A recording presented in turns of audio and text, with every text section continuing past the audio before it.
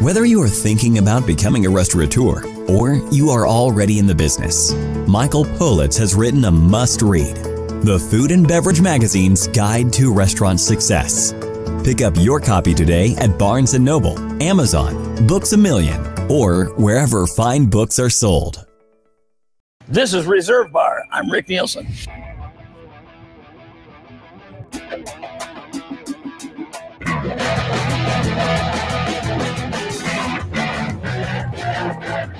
I like the independent companies and restaurants and guitar makers. I like somebody that's like creating something. And it's like Cheap Trick. It's like we're not unique, but we're unique. We're not the only one, but we're the only one that's us. So when I heard about Rock and Vodka, it's not like attaching to some known product. There's plenty of companies that make spirits, kinds of things, but it's like, this is our stuff. It's bottled right here, near my hometown, but expanding around the world. It's like, that's what I've done. Food and Beverage Magazine Live, bringing food and beverage to life with your hosts, James Beard Award winner Jennifer English and Food and Beverage Magazine publisher Michael Politz. Featuring leaders in the hospitality, branded food and beverage, and CPG industries, many of whom are Jennifer and Michael's friends in the business. For an informal and informative conversation where friends in the business share the latest intel, ideas, and best practices. Live, juicy inside scoop from the tastemakers, newsmakers, bread bakers, drink shakers, spoon lickers, clam diggers, farms, foodies, and friends of the food and beverage magazine world. Here are your hosts, Jennifer English and Michael Politz.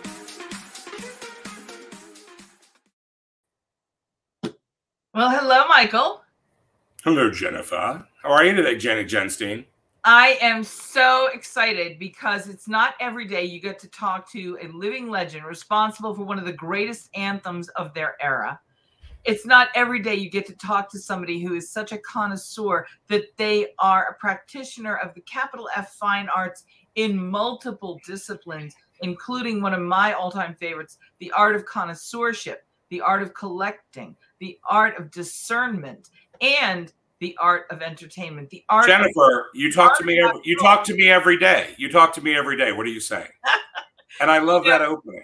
And I have to say, I love that Rick Nielsen's joining us today because he was a beloved friend of Chef Carrie Simon, who is the sort of heart and soul of a lot of things that we share, because he was one of the people that brought us together, in fact. So it's really like a triple honor today. But you're here, and as editor-in-chief of Food and Beverage Magazine, having the publisher, the founder here, the big Macha himself. It's not every day. That's how you know this is a special one. How are you? Well, Jennifer, it's true. I mean, I don't come on for Sammy Hagar. I don't come on for Jeremiah Tower. I don't come on for Guy Fieri. But you know what? For Rick Nielsen, I will show my face. That is correct. That is correct. Because I know that Rick will appreciate it, right? And I'll tell you, when Rick's out on tour with Cheap Trick, every once in a while, I'll get these crazy text messages that says, hey, Andrew Zimmer just came up on stage and sang with us. So you may want to ask him about that, right? These are like, he is, for some reason, right? Every chef loves Rick Nielsen. Either he's so wealthy that he's been to every restaurant in the world, or you're going to have to find all this out, Jennifer, because I've got to jump, believe it or not. I'm going to say hello, but then I'm going to jump because I've got to get to the licensing expo. Because all these people want to license, obviously, Food and Beverage Magazine and reach all of our readers. And he's not alone today. He's joining us with Andy. His partner, Andy Rio, and this is the Rock and Vodka, which I've heard so much about, and I've been dying to get my hands on this and talk about this and do all these kind of great things. Andy's got a great history. Rick has a great history. How they met is amazing. It's a neat little story. So, Tony, let's bring them on. Oh, I love it. I love it. I love it. Well, good morning and hello, Rick, Andy. It's so awesome to have you here. Rick, it really is an honor Thank well, you. You're a collector and you're a beauty, and we're all friends with Carrie Simon. And Michael, I love you. I had dinner with him, and he doesn't spill either. He doesn't need napkins. He's just good. And thank you for keeping in touch with me. Of course. Jennifer, knock yourself out, guys. It was great seeing you, Rick. Andy, we'll talk soon, guys. Thank you, See you Michael. down the road. Have a great time, and good luck with everything. I'm here to support 100%. 100%. Thank you, Michael. Well, Wow, what an intro. Okay, I can leave now. you know, I want to set this up in the proper perspective, but it truly, sir, is not every day when I get to speak to someone who is such a polymath, who has such an extraordinary attention and gift in so many realms of the capital F fine arts. But of course, most people will know you and love you for creating one of the great anthems in rock and roll and being part of one of the all-time great bands. And if you are a person of a certain vintage and connoisseurship, you remember in the day. But the beauty of Cheap Trick is that it is timeless. You have transcended into the essential category of, if you only had 10 albums, one of them will be yours. We've got to welcome you in the context of that extraordinary cultural gift that you've given. Take us back to Chicago. Take us back to those early days when you literally started the band, Cheap Trick. Wow. And well, thank you, Jennifer. You just keep talking. I like that. I don't mean to go on and cut you off before you can answer, but did you know this was just going to be a thing, or was this just in you and it just had to come out? Well, my parents were opera singers and religious singers too. My dad sang with Billy Graham, and he was on WMBI in Chicago. That's the Christian station, and so I was around music all the time, but it wasn't my music. You know, I grew up, we moved from the Chicago area to Rockford because my dad bought a music store. You know, he sang for his supper. He never, didn't run a business. And when he came there, he was like, he was new at it. But my dad graduated college at 15, so he was pretty smart. Wow. And so what I did is they had a little 45s that people would come and listen to 45s in there. And I used to sneak in there and see all the girls were there. I thought it was just good. And when I was 8, I started taking drum lessons because I wanted to be a drummer. Now I can't play anymore, but I still have some drum sets. I was just always attached to music. I want to talk a little bit about how you came up and into global consciousness with one of the iconic great bands of all times, Cheap Trick. At what point did you remember turning that corner into the mega global influence that you ultimately became? When did you go from a great Chicago band to being a phenomenon of cultural influence? And how did that feel? When was that? Well, I always thought we were good, even playing in my parents' garage, and especially when we got Robin as a singer. It was the singer I was always looking for. I have good pitch, but I have a lousy voice, you can tell that. And it was just looking for somebody that had what I was looking for, because he could sing sweet stuff, he could sing nasty stuff, and he was a real singer. He actually took a couple lessons from my father, too, some breathing lessons. And so when we were playing, even if it was 5 people or 25 or whatever in a club, I always thought we're cool, better than all the other stuff. And we were doing original material, which to get jobs, we were supposed to be playing top 40. And we'd tell them we were, and then we'd never do it. That's how it went. And by the time when we got signed, we'd built up a big following in the Midwest. And a lot of other bands were asking us to tour with them. One was Queen, and one was Kiss, and one was Procol Harum, but we didn't go with them because we switched agency right before that. And it was like, I always felt we were, we're good, it's like, but not thinking we're ever, I was just never arrogant about it. But when we went to Japan, they loved us. It's like, whoa, they get it. They understand what we're doing, whether they did or not. But it's like, that started it being big. You know, at the beginning of this piece, we showed a clip of an interview with you where you said, you know, we were a band and we, you know, you basically, we weren't doing something unique, but you were very unique. And it's so much in line with what you've done with this exceptional product, because you're not the only company that makes vodka, but you make something that really is, like everything else you've done in your career, so exceptionally unique.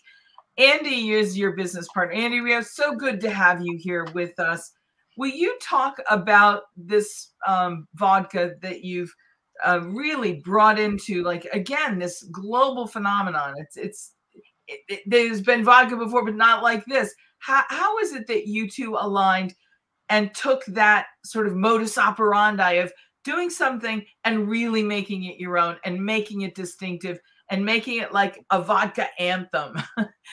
Jennifer, thank you for having us on, and we appreciate this opportunity. Congratulations to your award. James Beard Award is huge. I'm a restaurateur, you know, born in the restaurant business, literally born in the restaurant business. My parents had restaurants since the 70s, but very admirable. So we wanted to choose something that was unique and different, right? So we always had brands coming to my restaurants to trend set, right? So we were trendsetters in the Rockford market. So they would bring all these new brands to us, and we would showcase them at 4 or 5 of our venues. And all of a sudden, they became the hot product. So I said, we have to do this for ourselves. We have the leverage. We have the walking billboards. Let's take something unique. And we knew we wanted to do a vodka, but we didn't know until we went into the actual distillery that sugarcane was actually an option, because they actually gave us a wheat and sugarcane together. My wife said, hey, can we take this wheat out of here? We want to just go with the sugarcane. They said, well, actually, we could make it a sugarcane into a vodka. So what separates us from other brands is there's very few sugarcane vodkas in the entire world. So it comes off of the still at 190 degrees, and there's absolutely zero sugar added to the product after the distillation process. It's the natural brand, non-GMO, gluten-free, and now award-winning. We just won the double gold in the New York World Spirit Competition last year, and we hope we win the next award we apply for, which is the Proof Awards, which Food and Beverage is affiliated with. We're excited about that. Will you talk a little bit again, Rick and Andy, talk about how you take something and really make it your own by doing something that is not only unique, but is so distinctive and excellent. It's not just different for the sake of different. You've really found a way to differentiate up in an expansive way to say, imagine how good this can be. That really seems to be the sort of philosophy, Rick, that you have. How did you get to this place, and how did you bring something that you knew worked in rock and roll and music and collecting, for that matter? How did you know that it would work in the spirits world? How did you do this? Well, Andy came to me, and I'm involved in a couple of businesses also, and it's like I want more people to have jobs, and it's like, it's got to be unique. I'm not a cookie cutter guy. I don't know McDonald's stock or that kind of stuff. I started a restaurant in Chicago 21 years ago. It was the #1 individually owned pizza and beer places in the country at one point, out of 37,000. Wow. And I put out a book that I didn't know how to publish a book, but I put it out and I sold all the copies. Then I did another one for John Entwistle from The Who, because he liked what I did. And it's like, I had no idea. And then I'm talking about Queen from before. Roger Taylor, drummer, took me to a place called Nikita's in London. And all they had was vodka. And that's all I remember. Okay, that's the end of the story. But having rock and vodka, it's like rock and vodka, Rick and vodka. It just sort of tied in nicely. It didn't have some name that you can't remember. That was Andy, and then he approached me. I said, "Well, I'm interested. Like I said, I do other stuff too, but it's like that sounded smart. It's local, and all my family's here in the local too, so we're all hooked into it." Well, I want you to share with us the characteristics, Andy, as a restaurant guy, as a generational restaurant guy. I'll first say thank you, because our industry is built on the sacrifices of families who are in the business of hospitality and service. And so thank you for literally the foundation of our industry. Thank you. I appreciate that. Actually, prior to the pandemic, we had 275 employees, which we had to lay off. Like suddenly, you know, we didn't even know. We actually launched NVodka in December of 2019, and we announced Rick's involvement on Super Bowl in February of 2020. Just before the shutdown. Of course, Rick's career went on, you know, hold too. It's screeching halts. You know, they weren't touring, and here I am with 5 restaurants shut down. So the silver lining for us was Rick and I actually had time to spend together to develop strategies and content and what our next steps will be. So it was a blessing in disguise for us. Obviously, it was you know, damaging to my restaurant and all my employees. But you have to find the silver lining in everything. And for me, it was spending quality time with Rick to build our brand and tell the story. And of course, Rick has not only a national but a worldwide reach. And our fans are organic fans on our social medias from all over the world, and they're interacting with us, and they're investing in us. You know, we just went live last Monday at a mini IPO where you can actually invest in NVodka and be a part of our team. And we're getting investors from all over the world that want to be a part of our amazing product. Can you tell everybody a little bit more about that with Start Engine? So Start Engine is the nation's #1 crowdfunding portal. So Kevin O'Leary from Shark Tank is a strategic advisor, and I really did some research before, you know, joining any one of these portals. And you know, people always said, "Hey, I want to invest in NVodka, or I want to invest in you and Rick," and you can't just take money from people. You have to do it the right way and the legal way and all that stuff. So I felt like they already had the one-stop shop. They've already developed a program platform that worked. And having Kevin O'Leary as the strategic advisor from Shark Tank, you know, he's one of my favorite sharks, of course. So we're actually trending on Start Engine right now. We've has the most momentum, literally almost the entire time we've been live, as the most money raised in such a short period of time. And of course, I'm getting emails from all these Start Engine people that I've worked with. They said NVodka has driven more traffic to Start Engine than any other brand or any other product that has been launched on our website. So the momentum is awesome. You can click on startengine.com. You can type in NVodka, and you can find us right there. And it's all the information you need to know about why you should join NVodka is all right there. Hey, Rick, I want to come to you. Your connoisseurship is legendary. Tell us a little bit about what you love about NVodka and this formulation, and how you really want to introduce it to people, because a lot of people are going to learn about this product for the first time through you, through your tasting it with us. Well, you know, Andy is a steward of the restaurant business, and I go to restaurants every day, so you know, I know the good ones and the bad ones. And it was just a business opportunity. You know, I don't need another job, but it's like I said, it's like we're helping to hire employees and get people, you know, give people jobs where I can't with Cheap Trick. Hey, Jennifer, you want to join Cheap Trick? You can't do that. You know? Right. So this is is helping the local economy, and now it's gone all over the place. I don't know how many states we're in now, in Canada, and I get emails from all over the place, and it's like, you know, like I said, Andy's and plus I don't have a voice. Andy's the big boss of the company. It makes me so happy that you're here, and I don't mean to tax your voice, because I know it's so important to you and your career and to all of us. But what are some of the notes about NVodka that you really want to highlight for us? If we're going to go find this, what do you want to make sure we pay attention to when we experience this? Is it the sipping, the blending, the cocktailology that it provides? What do you want to make sure we discover about NVodka? It's basically a new product, and like Andy said, it's like very rare in the business to have make out of sugarcane, distilled, and it comes from our area here, and the bottles are cool, and it's like, you know, it's just, you know, there's so many spirits. Like what's the good one? It is we're in a niche market, and but the niche is getting bigger, and that's what happened with our band too. You know, we started out, nobody knew who the heck we were, and who are we? You know, look at this. Got this. Illinois Rock and Roll Hall of Fame. Just came in the mail. So Jennifer, to elaborate on that, anybody can make a vodka, you know, and you know, it's a combination of all the ingredients in place. You know, you're adding the sugarcane, but you can't just make that at any distillery and become an award-winning product. So it's the combination of the water source, the natural water source from Harvard.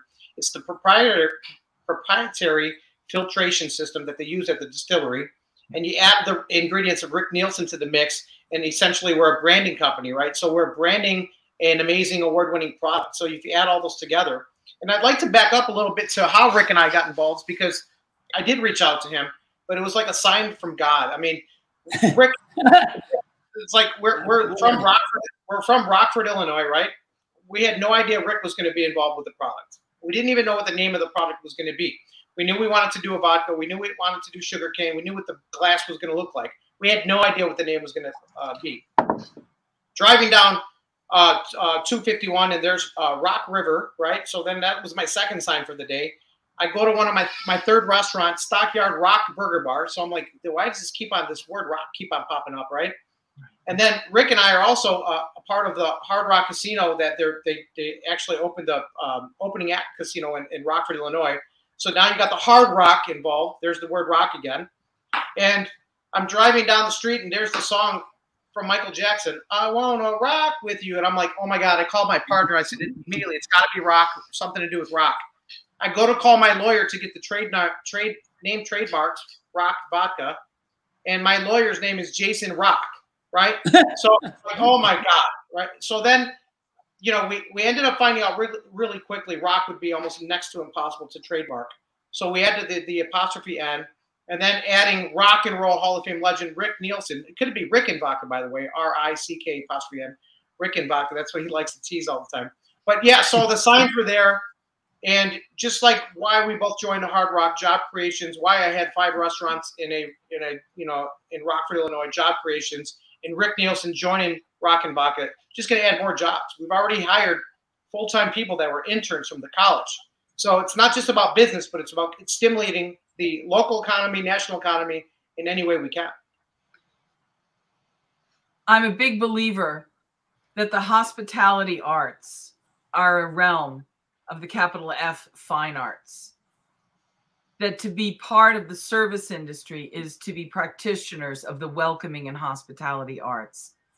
Andy, you've clearly been in this your whole life, and Rick, so have you. Let's talk about the fine art of vodka, because you've told the backstory.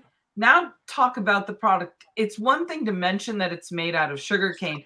As somebody who has been a student of this business and welcomes innovation in all forms, you've really innovated in a way that results in especially when it's ice cold, a very food-friendly spirit.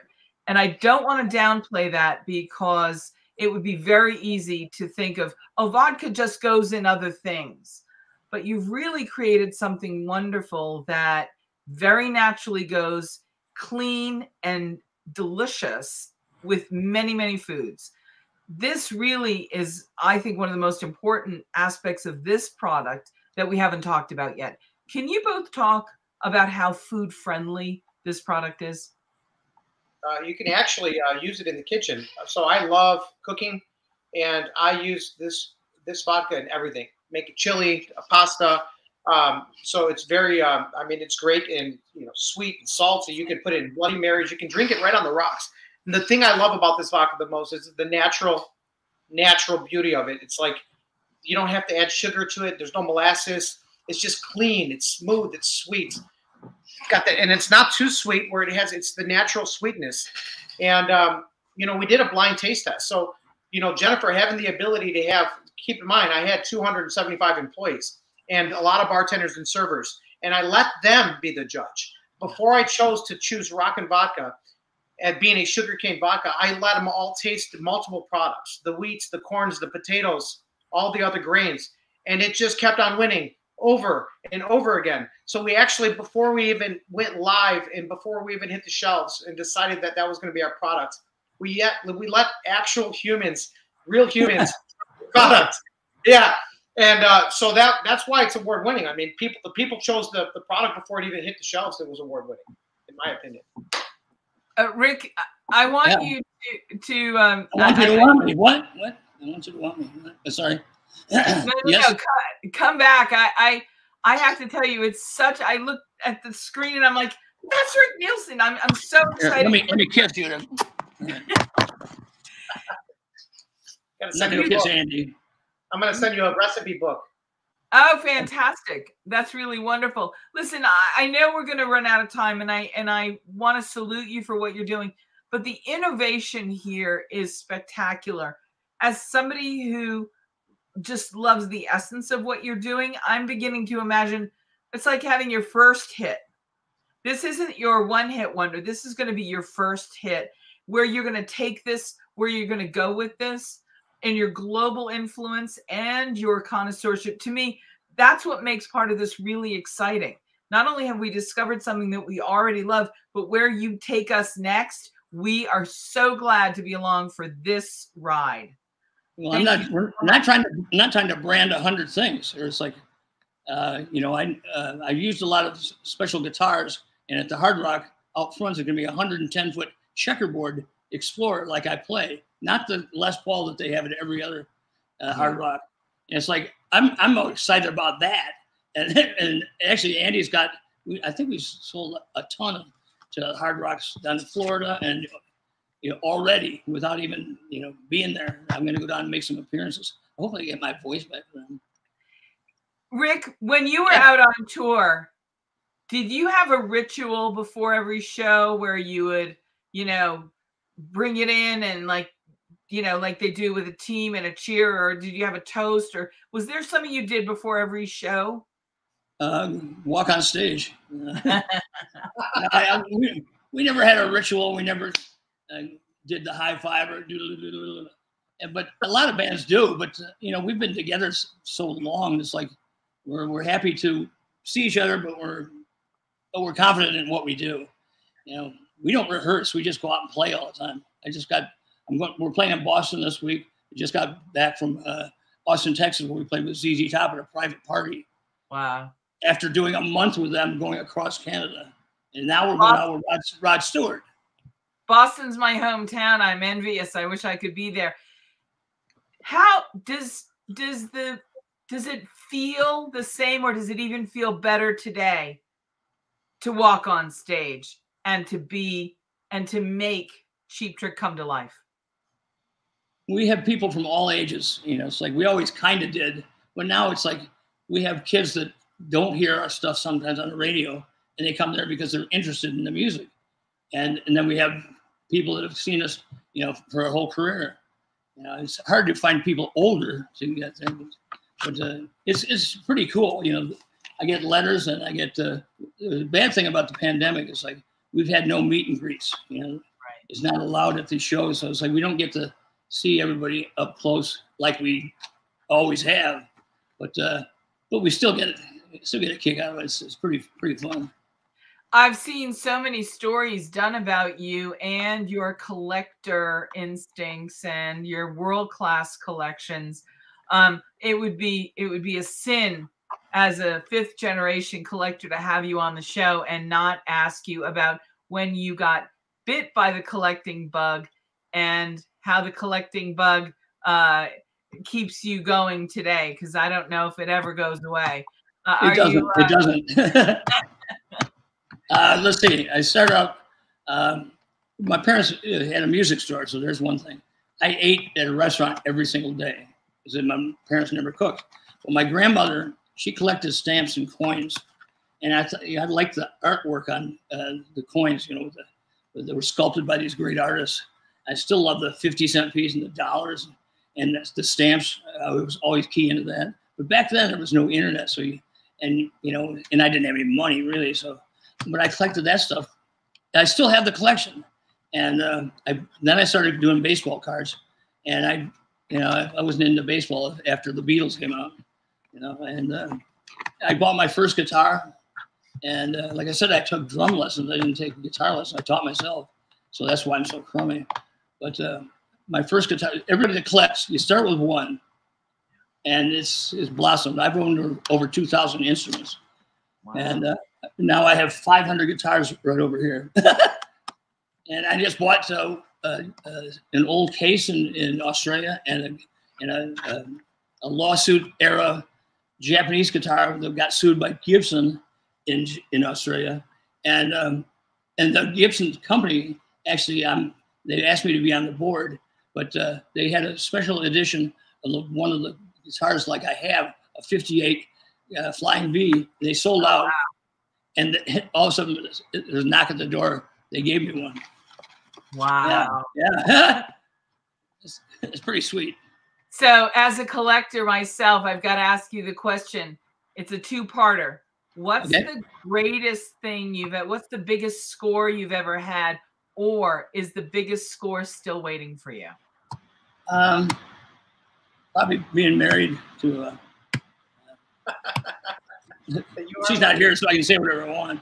But, good answer.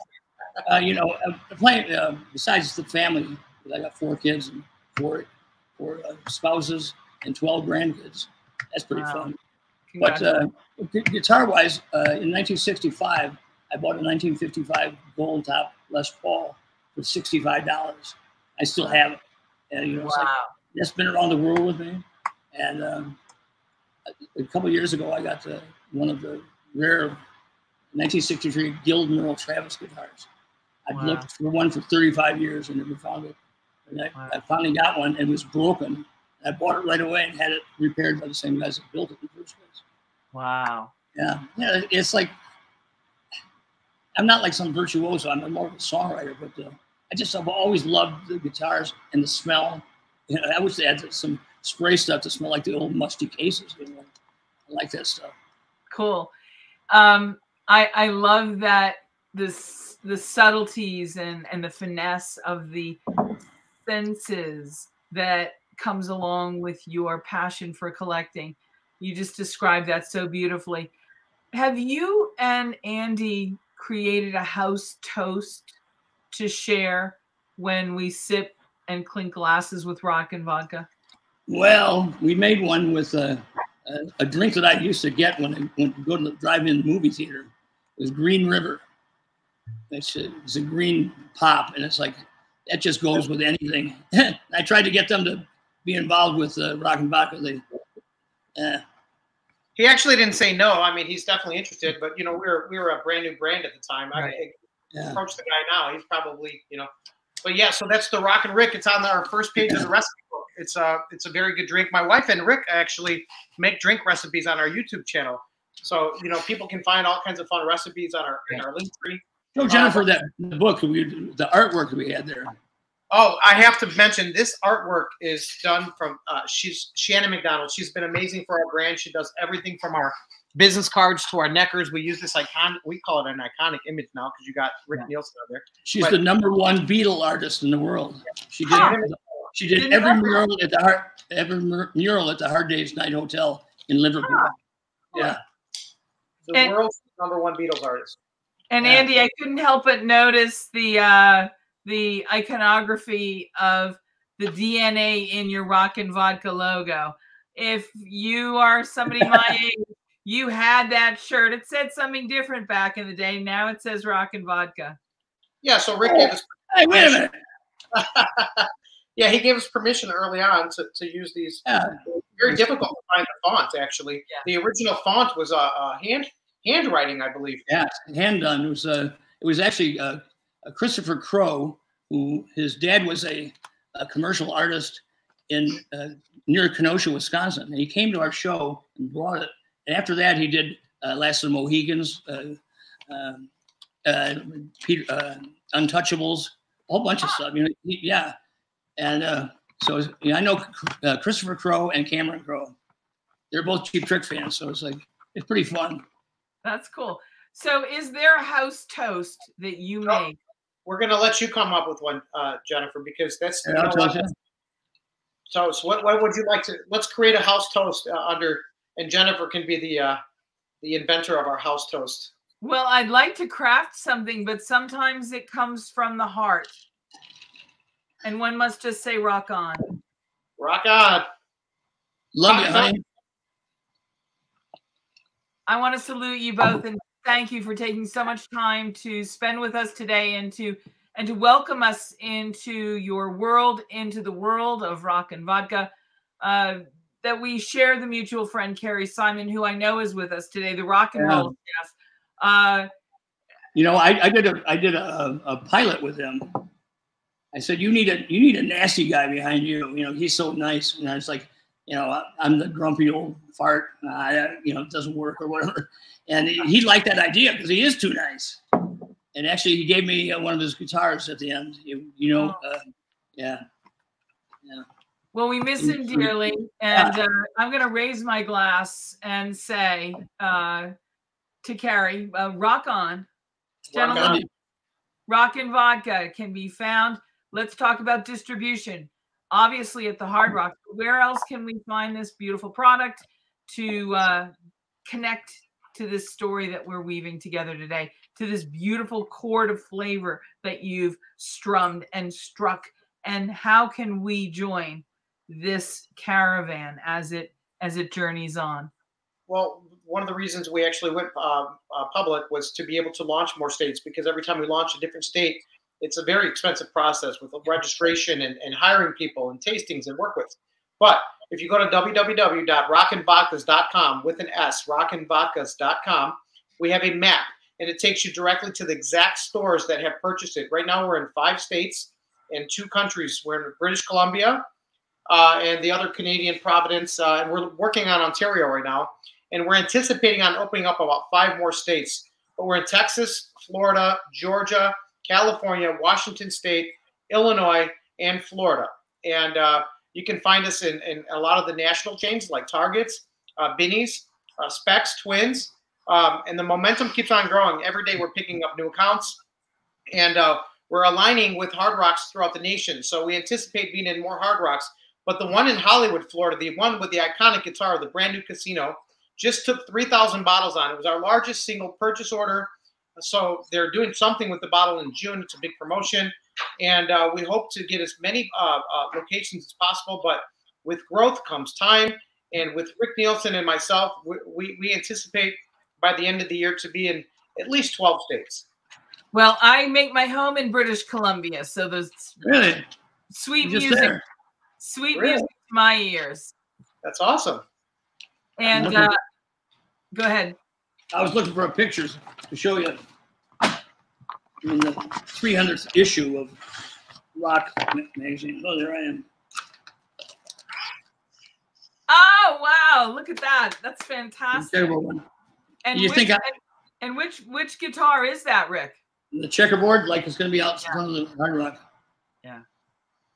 That's Jennifer, awesome. a good I've done 5,000 shows with this thing. So it's beat to crap. Yeah. Wow. Great. Yeah. Wow. And I've done 5,000 shows with this face too. That'd be too. Jennifer, Gibson TV just did a collection edition. It's a beautiful story about Rick's collection, guitar collection. It's a must watch. It's on Gibson TV or with Mark Agnesian. I tell you, you know, if you don't know about Rick's collection, you will after that. Yeah, and he really is Rick, you are one of the great collectors of all time. And I believe that you're going to inspire a generation of collecting the same way you've inspired a generation of musicians to think freely about what it is to make great music. And this to me is such a privilege that we've had a chance to sit and chat.